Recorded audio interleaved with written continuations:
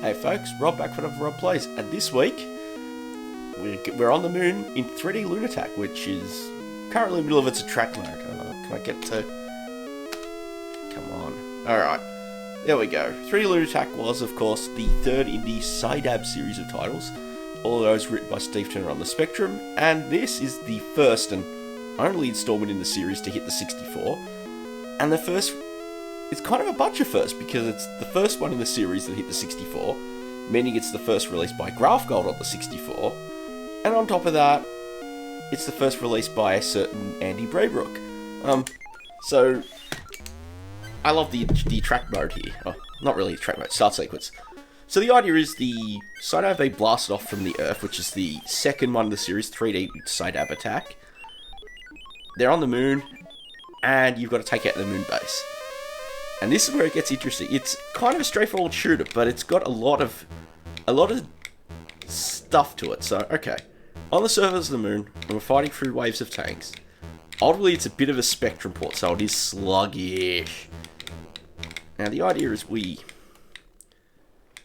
can have a look. On the lower right, we've got our temperature bar. That's that gauge that's kind of half full. That's basically your damage meter. If that fills up, you plow into the ground. You've got your fuel above that, which is, when that runs out, you plow into the ground. Then you've got various other indicators. Now, first thing we do is bring the map up. And really, where that white flashing blip, the blip that's red, that's inverted, that is the blip that tells us where we're going to go. And then there's grey shadows behind you. And right now, we've got a fighter closing in on us, so I'm going to go to missile mode and take it out. So the idea is these fighters come from long range, and I missed that one because I took too long. Alright. Let's go back to the map, which is the function keys. So our objective is really to find that base. So we could just sort of fly around the surface, watch the map scroll by, keep flipping back to flight mode every so often, so we don't get attacked. Now, so the idea is we want to see the base. I should have left the track mode run so you can actually see it. Alright, let's avoid the mountains.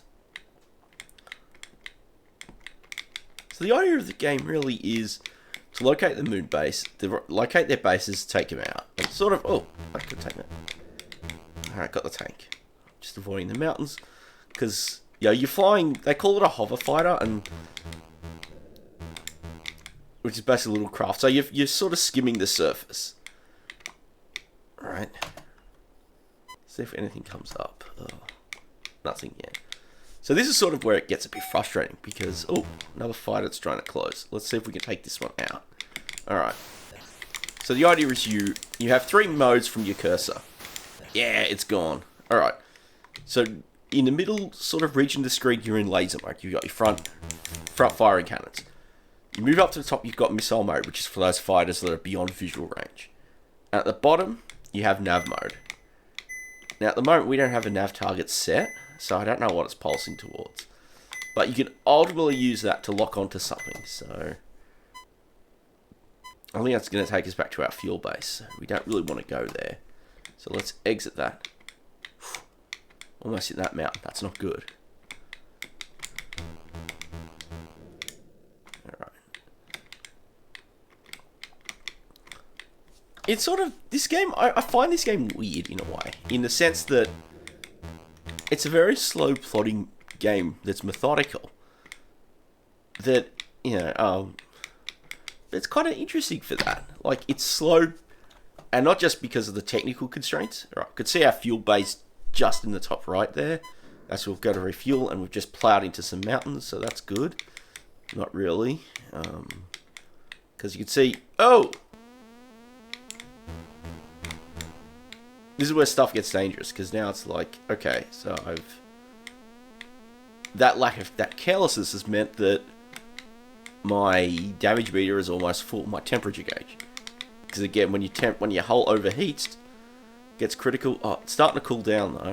When it gets critical, then you crash. Now,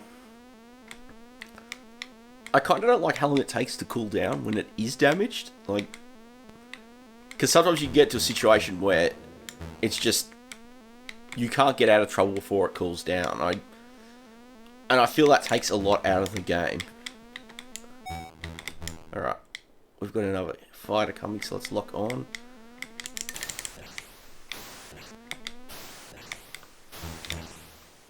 Cool. That fighter is down. Come on, hurry up and cool down. Alright, so we're heading south. You can sort of see the trail there. Oh! That's not good. We just plowed into a mountain. And we're dead. And like, that's kind of the frustration I do have with this game. You kind of get in that position where it's like... If you're not careful, you can die very easily. So let's bring up the map. Alright, we've got something. Let's head towards that. You can sort of see that 7. So each unit on the map is represented by an icon. From tanks to missile silos to mines, things like that. And then a number next to it which indicates its strength. So in this case we've got... I can't remember what that unit type is. That's a type 7 and then a type 6. Now we've got to correct course a bit. And this is sort of where you can... So I've now just locked in the new nav course. Use the function keys in that navigation mode. Lock in a new course. Alright, let's adjust course a bit more. Alright. Far this way a bit. Yeah, it's kind of hard without a compass. And truth be told, from what I gather, the nav mode was actually... The map was added to the 64 version. The original Spectrum version doesn't have that at all. So you're just flying by the seat of your pants with the navigation system. Which is an interesting design decision. Let's take this sucker out. Yeah. Alright. We got to curve back. Northwest. So you can sort of see it's a very methodical game. I kind of appreciate it for that. It's not the fastest thing out there. It's using bitmap mode, and that, of course, is the 64's Achilles heel. Yeah. We got some fighters, so let's blast those.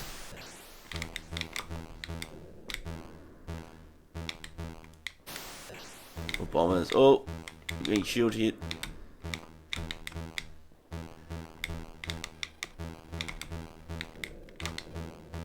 Bit annoying you can't take their bullets out.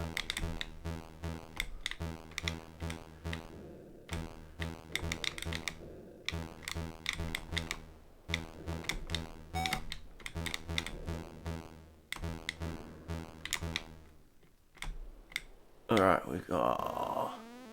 Oh no, we've been hit pretty heavily. And this guy's getting knocked in it. No, we're about to crash. Yeah, I could sort of tell. See, that's that sort of thing. Bummer. Alright, let's go back to that. Alright, we're pulling away. Oh, I think I see something interesting to the west. No, it's blew up. That mine blew up and... Okay. So you can sort of see where the challenge is. I kind of like this game for that. It's still pretty early. A lot of things. And I think as a design, there could be a lot more done with it that's interesting. But I think some of that is just hampered by the play speed, where...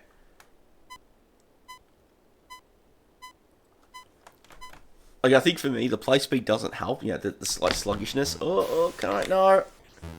It didn't hit me. Oh dear. I've been hit pretty heavily. The play speed. And the other thing is really, like, just having, improving the navigation is where I think that it would help. Because until recently, I had no idea how the navigation map... I sort of understood the basics of the game, but it just didn't make sense how the navigation map worked, where you actually line up on a direction and then click it. And I think that's a bit of a frustration. I can excuse that because this is 1984. It is pretty early, It's only like... It's still an early game from everyone involved, so... But it gets tense where you're just sitting there, just hovering over the landscape, wondering, okay, where's the next target?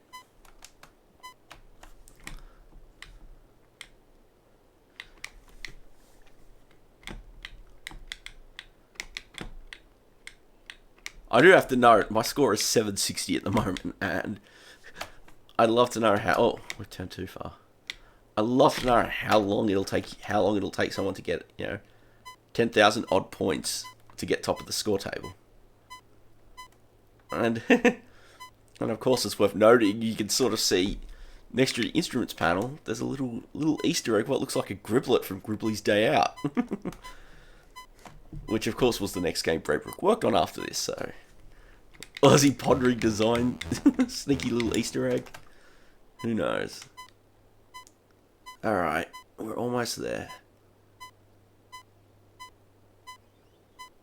Almost there at this target, so let's... Actually, it just changed position, so...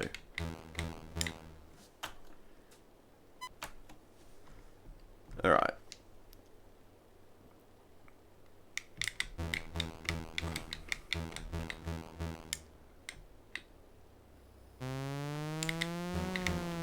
Oh, I see.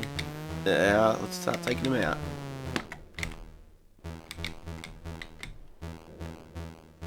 Before I explode and take me out.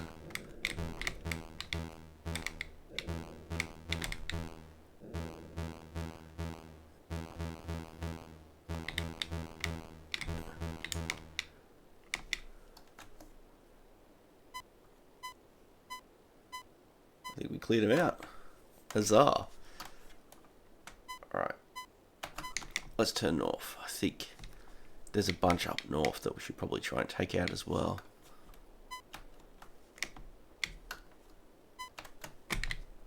Alright.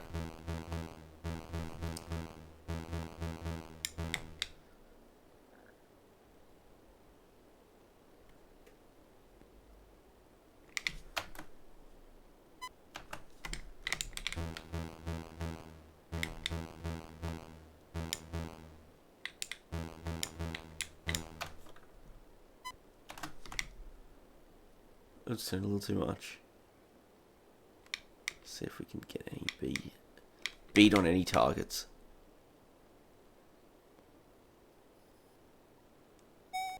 Ooh, alright, that takes priority.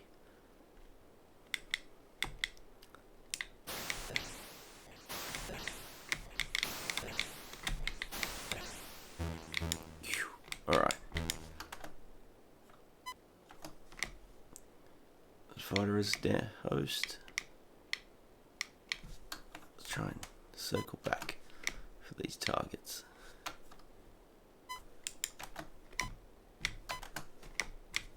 Alright, locked on.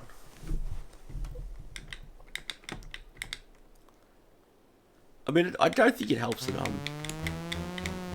Oh, level fighters, let's start taking them out.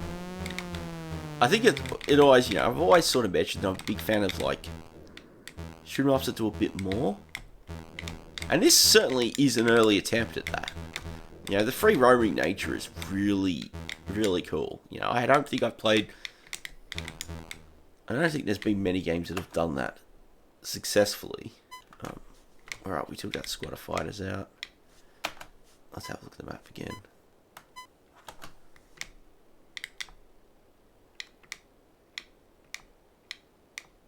Oh, there was a tank. Probably taking that out for some points, but clumsy flight planning. Okay.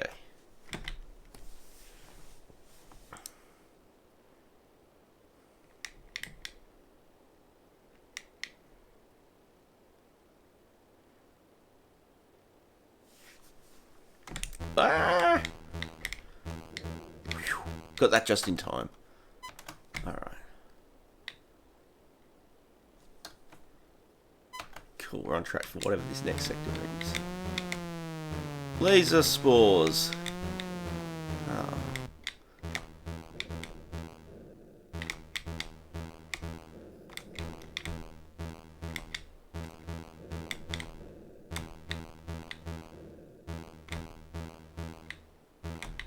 I think one might have exploded in my face. Alright, let's loop.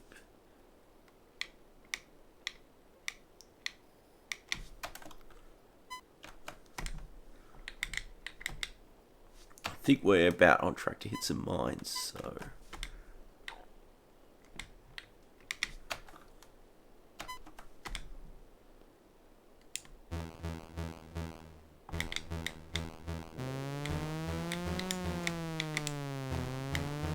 Aerial mines. Yep.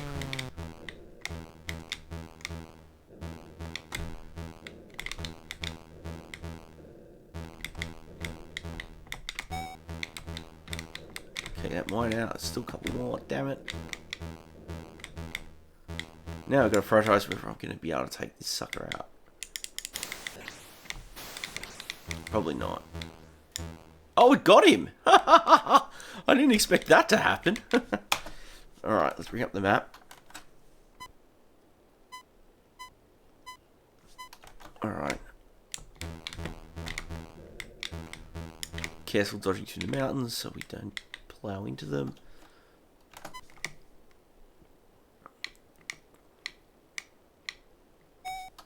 Oh, another fighter. Okay, let's line that up.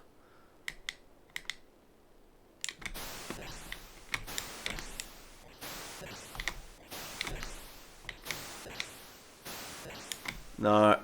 Oh, been hit. Okay. Okay. Let's see, where are we, relatively speaking? Alright, we're going to do a minor course correction, but that's okay. Right, our next target. So the idea really, yeah, we just fly over the surface, track targets. I'm actually having a really good run at the moment. Normally I would be plowed out by now. It is a slow burning game. And that's the thing, I think, yeah, a lot of people don't really highlight that much just because of that. Oh, I turned too much. Oh. Alright, we overshot it. Pardon me, we overshot that. That never ends well, does it? Oh, what the heck is that shooting us? Enemy tanks.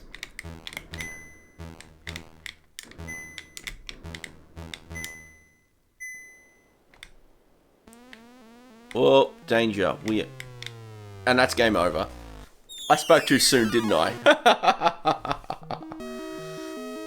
So I kind of like 3D Lunattack. It's weird, it's very odd, and it's very early. I mean, I remember getting this, I picked up